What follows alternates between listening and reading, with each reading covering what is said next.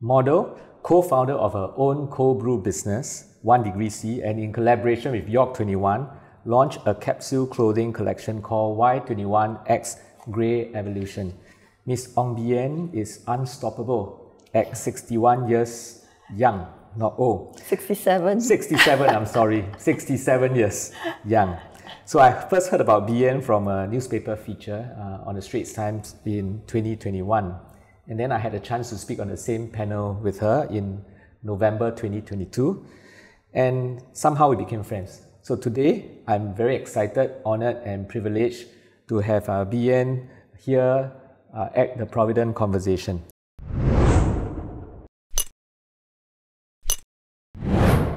So Bee Yan, I know that you are camera shy, even though you are a model. Okay, but thank you. Thank you so much for agreeing to come to this show and really your willingness to share a bit more about your life, because I've done some homework. When I Google your name, you know, it's all over.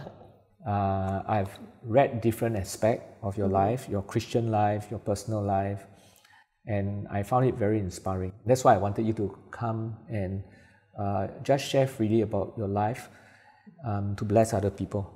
Okay, sure. Yeah. So, as mentioned, sorry I got the age wrong, maybe because you look a lot younger. 67 years old, grandmother of two boys, three children, three grandchildren now. Three grandchildren. Yes. Okay, but still very actively involved in business.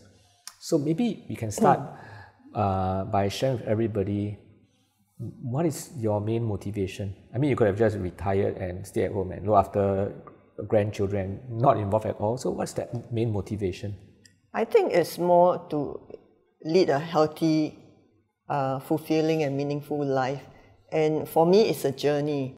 I actually watched my relatives and my mom and sister, you know, getting sick and all those. And especially like for my mom, I looked after her for about 6 months before she passed away. She had dementia. On top of that, she actually had lung cancer as well. And, you know, it was very painful to see her deteriorating and you know, not being able to eat even at the last stage. So I told myself at that point, I'm not going to let my children go through the same pain that I went through. I see. So I want to try my very best to keep myself as healthy as possible, as fit as possible, mentally, emotionally, and physically. So that was my motivation. And of course, you know, to lead a very fulfilling and meaningful life, to be relevant to society. So your main motivation of getting the business is not so much about making more money. No, I don't think we're millionaires yet. Okay. Because a lot of people go into business because they want to make more money, right? But obviously you did it for a different reason. You wanted to make sure that you are mentally healthy. And physically healthy. And physically healthy. Yes. I know the last time when we were on the same panel, right? You do all sorts of exercise, impromptu exercises every day to keep yourself healthy. I remember you said even you brush teeth also. I squat. Okay. I still do. Okay. I think it's also passion, just to because I love coffee, you know, and I think in business there has to be passion. You have to have passion in what you do. Yeah. So 1 Degree C, is it like a cafe? It's it's an online cold brew coffee business. Okay. So cold brew coffee is a millennial drink, and I wanted to bring it to the masses, you see. Right. So that was how it came about. So online meaning to say people go online, they order and gets delivered to their houses. Their house. Yes. Wow. Yeah. So is it true most of your customers are millennial? Not really true, actually. Okay. It's a wide market. That's why it's good, because that was my objective, you see, to bring it to the masses, not just people who go to cafes. Because when you go to a cafe, you will see people of millennial age, very young, so Ape like me will go to the coffee shop. But grandma like me still go to cafes. Okay, ahead of me. I hardly go to cafe. I mean, for me, I will go and drink at the kopitiam and I still do. That's my me time at the kopitiam. Okay. Yeah. Okay, so 1 Degree C, that's the online business. But I also know that you went into modern. Actually, that was what attracted me, right? 2021, when I read on the Straits, I said, wow, You know, because usually model associated with young ladies, right? But you're a grandmother and you're doing modeling. So maybe share with all of us, how did you stumble into modeling and what makes you decide to do it? It was actually a local fashion designer. She spotted me when I was aged 63 years old. She wanted just regular people, you know, of all sizes and ages. I think she liked my silver hair, so she asked me. No, it's not dyed or No, highlighted. no. I saw a bit like purplish. No. Yeah, because I use this silver purple shampoo. That's to maintain the silver streaks, you see. Oh, I see. Yeah. Okay. Sorry, I interrupted you. And No, it's okay. So anyway, when she approached me, at that point in time, I immediately said, yes, why not? Because I tell myself, you're 63 years old, bound to have wrinkles, frown lines, saggy skin, no? And if she trusts me enough to ask me to showcase her outfit, why do I have to doubt myself? But at the same time, because I'm such an introvert and camera shy, it was an opportunity for me to face my fears and get out of my comfort zone, to challenge myself. So I said, go law, ugly law, you know, there's nothing else to lose, what? So people would say, yeah, I know she's got wrinkles. Yeah, I'm 63, what do you expect? Yeah. But after that, when you did it, right, did you get nasty comments like, oh, you're at this age, why are you still doing, you know, all this? Did you get any? I didn't get nasty comments to that effect, but, you know, the fact that, oh, she's so skinny, you know, she blah, blah, blah, I can't remember what, that was one particular comment that I received, and of course it does affect you because it's my very first time, you know, and then when I was featured, but, and I told myself, no, I'm not going to reply to the guy. But it haunted me for a few days, and I told myself, I'm going to reply to this guy. Did you reply? I did reply. I said, hi, so-and-so, you know, thanks for mentioning this, you know. Yes, in fact, you're on point, you know. I do have crow's feet, saggy skin, frown lines, but that's what exactly this story is all about, you know. Yeah. So I said, thanks for mentioning it. And did this guy reply? No reply. Okay. That's terrible. All these naysayers. It's okay. Yeah. And so you've been doing this modeling since you said 63. 4 years. So it's been four years already. So now no more camera shy already. Of course, I would say it's still facing my fears. Every day I on my way is, dear Lord, you know, help me do my best, you know, give off my best, because the job I get is all because of you, you know, not through my own efforts. So yeah, let me do my best. So, Bee Yan, you said that you started modeling from the age of 63, right? It's been 4 years. Why do you still do it today? You're still doing it, right? Yes. Yeah. Why do you still do it?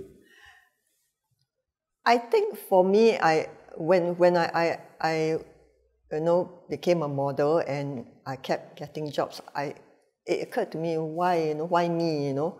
I told myself, I think God has put me here, you know. It's not like I'm tall, lean, young, you know. And I think God has put me here for a reason.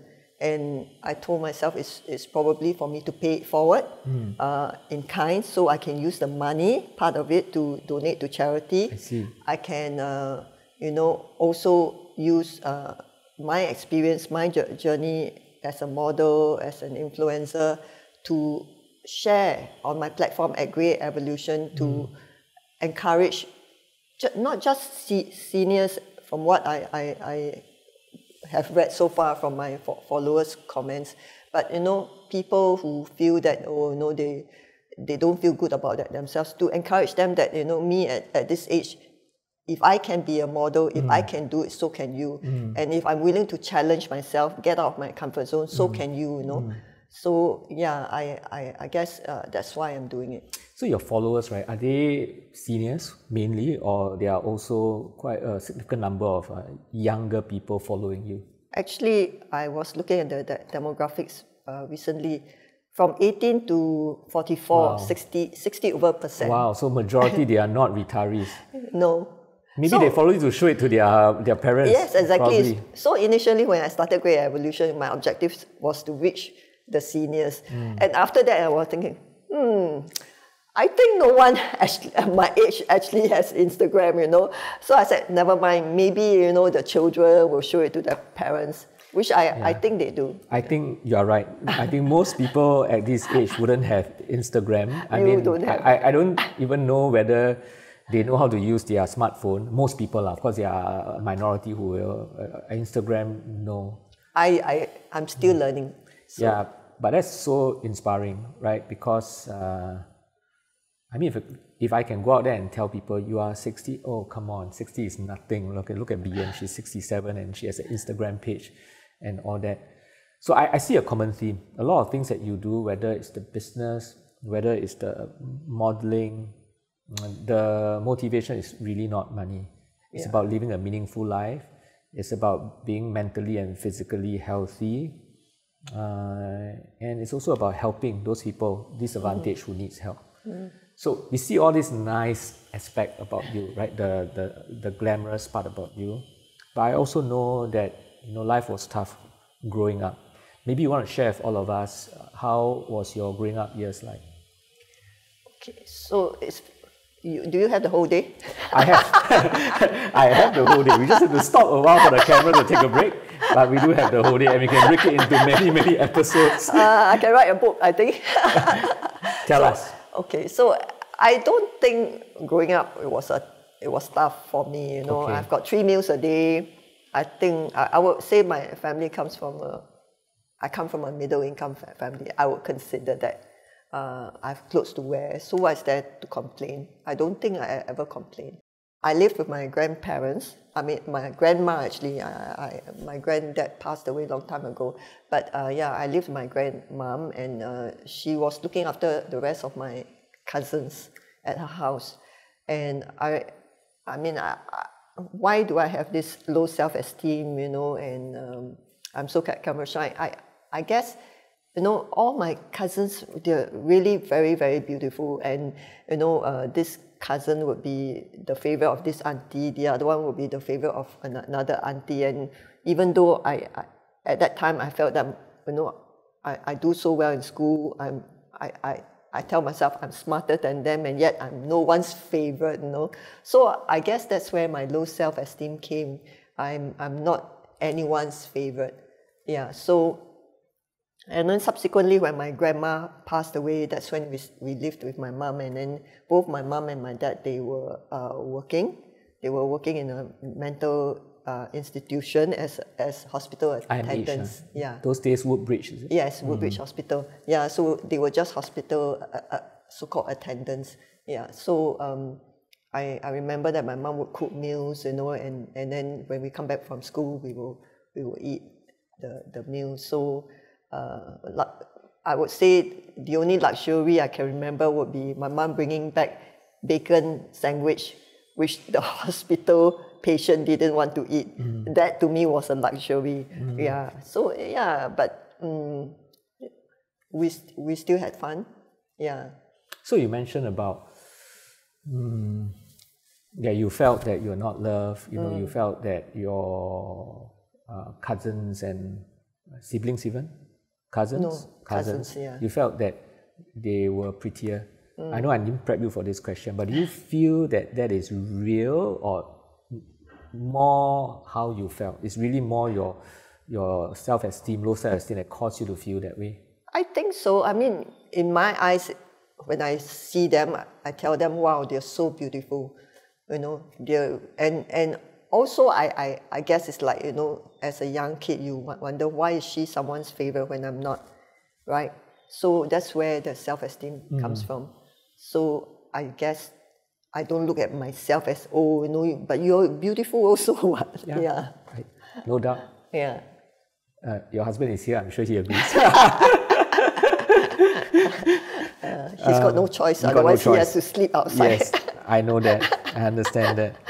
But at 67 years old, do you still feel that way sometimes? I don't see beauty as external. I see beauty internally. When I see someone and the person is really good in the heart, that's where I see beauty now. What is the turning point? I mean, now you definitely come across as more confident. I think it's not just you coming across as more confident. I think you definitely feel more confident as a person. Yeah, what changed? Okay, so I think I have, there was a stage, I'm brought up in a Christian family. The parents are both Christian? My parents are both Wow. were both Christians, and you know, I went to Sunday school, I went to church, you know. But growing up, going to church was like, oh, I Fun. can see boys. Okay, okay. Yeah, and my parents were very strict. You know, it's like teenage. You can only you have to be back by 11 o'clock. That's it. And so I became very rebellious, and you know, I just wanted to get out of the house. What age was that? Secondary school? Yeah, secondary school. Yeah, I became very rebellious, and after that, you know, it was like, okay, you know, in my mind, it's like I want to get out of the house as fast as possible. So I got married at age 25, which was not young actually during that time, because all my cousins were married at 21, really? 22. Okay. Yeah, my beautiful cousins, and I was like, I'm still here, you know, am I going to be a spinster? So yeah, so I got married, but it was unfortunately a very abusive marriage, and you know, and there was a stage where I actually backslided from my faith in God, and because it was like, you know, where are you when these things are happening, you know. It was for about 12 years. 12 years. So God, where are you, and you know, why aren't you helping me out of this situation? Why aren't you making my marriage a happy one? You know? Why aren't you helping my husband? So yeah, I backslided. I really lost faith. But the abuse continued, and you know, one day out of the blue, suddenly, I don't know how or why, I plucked up the courage. At that point, I didn't know, to walk out. Although previously I was always very fearful, to the point where, you know, when I hear footsteps of my husband coming back, I would tremble, literally tremble, and pretend to sleep, you know, and not even breathe, you know, things like that. So, yeah, and only after I walked out of the house, and you know, I was no longer married, that's when I realized, you know, God has always been with me throughout my journey, because there was one incident when he abused me so badly that I thought I was going to die. But fortunately, that night, my housekeeper heard the commotion, and she was fearful. She ran out of the house, she opened the door, and that was the opportunity for me to dash out of the house. And I was running floor after floor after floor, knocking on doors, and no one actually even wanted that to let me in, you know. And I also specifically remember, until I reached the 5th floor, that's when someone opened the door and let me in, and then called the police. So, yeah, so, you know, I am truly grateful that God has been with me. I think if it had not been for Him, you know, the door wouldn't have been open, you know, my maid wouldn't have opened the door. If it had not been Him, you know, I think my jaw would have been, I would have been very, very disfigured, because I remember the nurse saying, I'm surprised, you know, you don't even have a broken jaw at the stage of, you know, how you bruises all over, but your jaws was intact. Yeah. So I think at that point, I felt that God was really with me, and only after I got married and I witnessed my daughter, you know, being so having so much faith in God, you know, leading the church, and I told myself, I think it's time to really go back and thank God for everything that He has done. And so in a way, your daughter led you back? Yeah, in a way, yeah. How many years has that been? How many years? Before she got married? So maybe 30, 20, before 20 years? 20, maybe 20 years, or yeah, about 20. So that changed? When she was 20 years old. 20 years old. Yeah. So 21. In a way, that was your turning point? Yes, I think in a way that point was a turning point where I went back to church, and I remained steadfast in my faith. Yeah. Thanks for sharing. I mean, this is definitely a very difficult period of your life and very private. So thanks for sharing that with me. I'm going to just push a bit more and ask another sensitive question, because I do know that someone at home is very unwell. That must have been, that must be very difficult as well. Yes, my son has got stage 4 pancreatic cancer. Of course, it is devastating, and I'm actually surprised or very grateful that he remains strong, physically and mentally, and for us, we tell ourselves that we have to be there for him. We have to stay united as a family, and we have to be strong. But at the end of the day, for me especially, I think my strength comes from God. He gives me that peace in my heart, knowing that everything will be okay.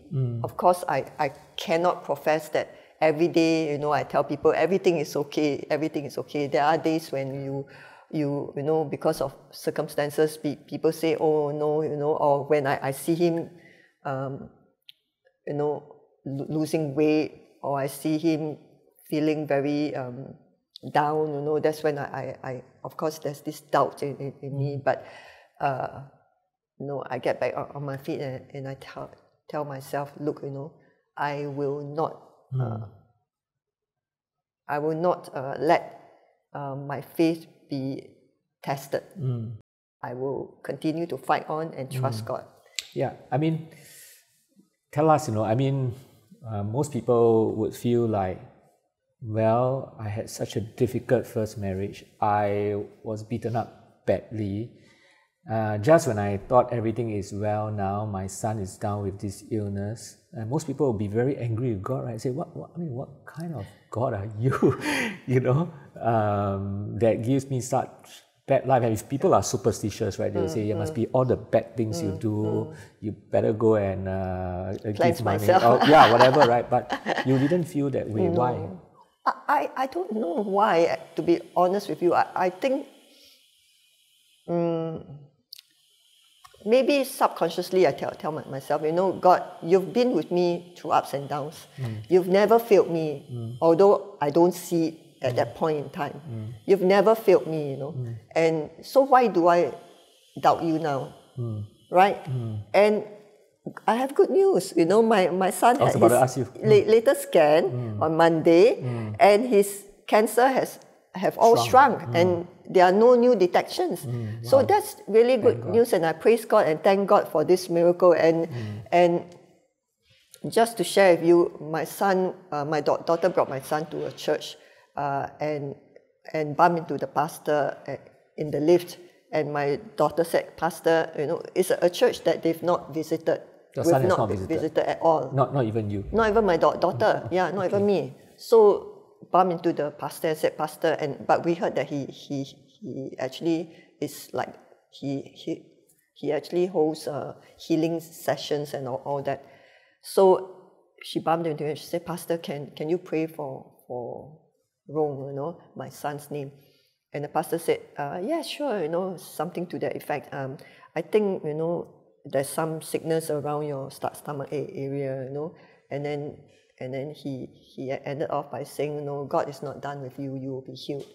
So it's God, to me, it's God really telling my son, you will be healed, I'm not done with you.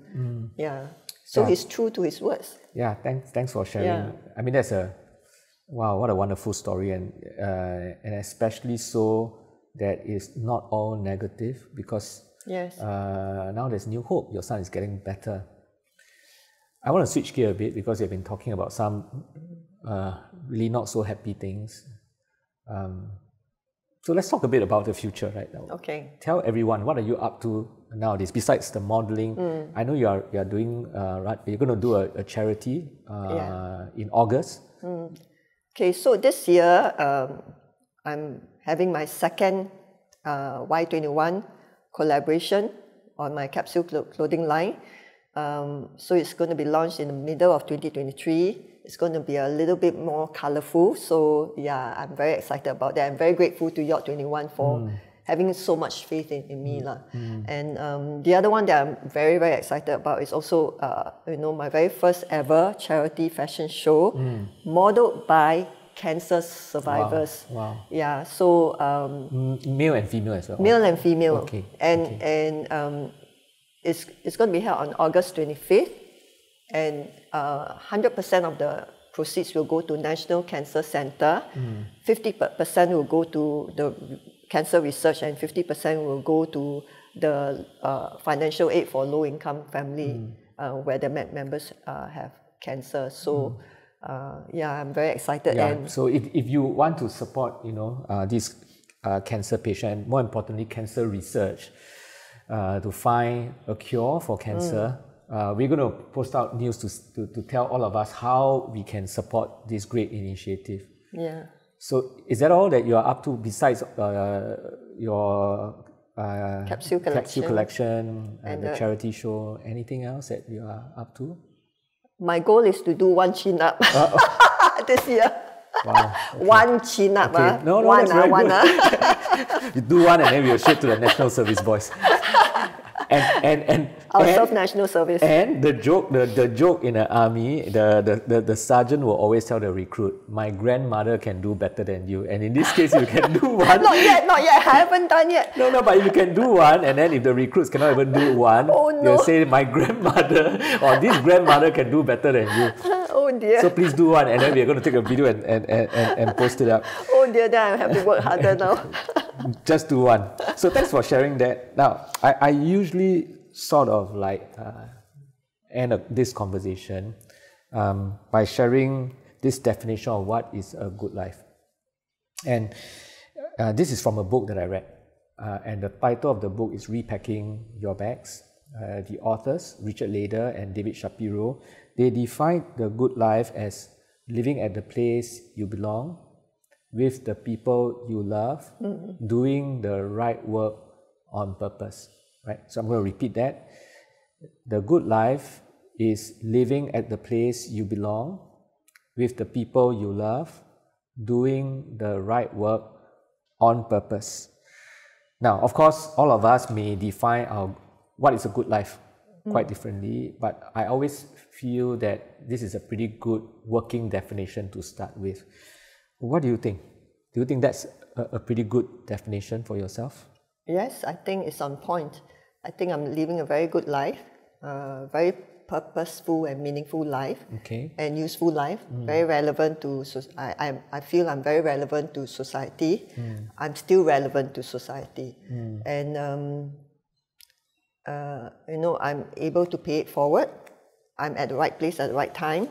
I can use my journey to encourage people, to get out of their comfort zones and challenge themselves. So I'm happy and I'm leading a very contented life. Great, thanks for sharing that. Yeah, and the last question I really have for you is, there are people out there in search for that good life. And I don't know what stations they are at right now in their life, but they may feel that they can never live that good life. There could be people out there watching this video that they are your peers, your age group, and they feel like, I've got maybe another 10, 15 years left to live. I'm old, I'm stuck at home looking after my grandchildren. Or there could be people who are younger, struggling with finding that good life. What will you say to these people so that they have that chance to live that good life that they are supposed to live? I think I would say, find a purpose in life. I would say, do to others what you want others to do to you. Don't compare yourself with other people. Be grateful with what you have. And if you feel that, don't let society restrict or define you.